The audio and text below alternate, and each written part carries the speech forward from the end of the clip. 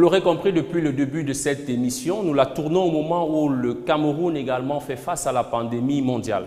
Nous avons pris rendez-vous dans cette école pour lancer ce coaching destiné aux réseaux sociaux en présence d'élèves dans cette salle informatique. Elle est vide en ce jour de classe. Nous parlons précisément des commentaires négatifs, propos tendancieux, attacatoires et même insultes auxquels vous pouvez faire face lorsque vous êtes une personnalité publique ou un simple citoyen sur les réseaux sociaux. Comment réagir? Quelle attitude avoir? Surtout, restez calme. C'est ce que nous dit chez du Camdem. C'est le coaching du mois.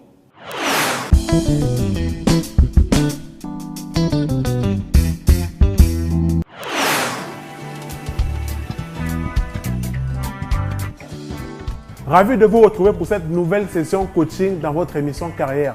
Aujourd'hui, on va parler d'une nouvelle thématique. Ça concerne la gestion des commentaires sur les réseaux sociaux.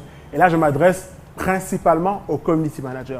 Alors, lorsque vous êtes un professionnel du community management, vous avez forcément sous vos publications des commentaires de tout type qui vont apparaître lorsque vous allez publier du contenu.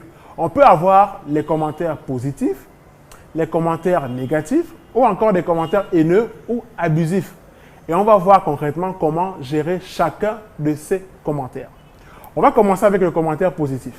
C'est généralement des personnes qui vont vous dire « j'aime votre produit » ou alors « j'ai aimé votre service ». Évidemment, il ne faut pas juste liker le commentaire. Apporter une réponse précise.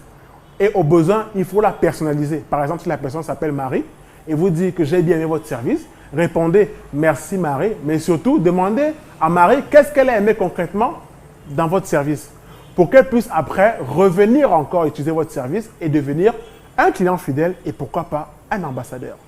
Mais également une astuce que je vous conseille, c'est généralement de prendre des captures d'écran de ces commentaires positifs qui peuvent servir en fait de publication dans les prochaines semaines pour montrer un peu à votre communauté qu'il y a des personnes qui ont aimé votre service. Du coup, ce n'est pas vous qui dites que votre service est bon, mais c'est la communauté qui vous le rend bien. Vous avez également des commentaires négatifs. Et là, contrairement à la rumeur, ce ne sont pas des commentaires insultants. Les gens vont vous dire « je n'ai pas du tout aimé votre produit » ou alors « j'ai acheté le produit, il n'était pas très bon ». Là, maintenant, il faut développer tout un argumentaire commercial. Dire à la personne qu'est-ce qu'elle n'a pas aimé sur votre produit, savoir également où est-ce que la personne a acheté le produit ou alors si elle a mal utilisé le produit selon la notice qui a été proposée sur l'emballage. Et là, maintenant, il faut donc pousser la personne à revenir acheter de nouveau votre produit pour en faire un client fidèle. On a également les commentaires haineux ou abusifs. Alors, ce sont des personnes qu'on appelle généralement des trolls. Des gens nuisibles qui vont tester votre limite sur les réseaux sociaux. Et là, il faut avoir un sang-froid terrible parce que ce n'est pas vous qu'on insulte, mais plutôt la marque.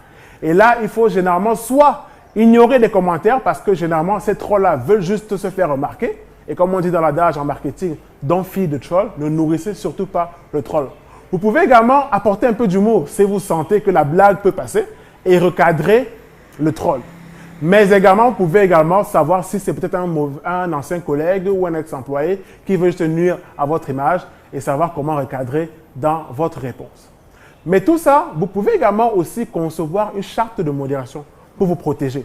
C'est une sorte de règlement intérieur sur votre page Facebook ou votre compte Instagram qui dira à votre communauté comment seront gérés les commentaires a posteriori sur votre plateforme. Par exemple, sont acceptés les commentaires suivants dans le respect et la courtoisie de chacun, seront supprimés les commentaires de tel type, seront bannis également les utilisateurs qui vont commenter avec tel mot ou alors tel autre mot. Donc, en résumé, on aura vu qu'il y a plusieurs types de commentaires sur les réseaux sociaux et on a vu comment gérer chacun de ces types en fait sur la plateforme, mais surtout avoir comme protection une charte de modération qui va indiquer à votre communauté clairement comment gérer les commentaires qui vont apparaître sur la plateforme.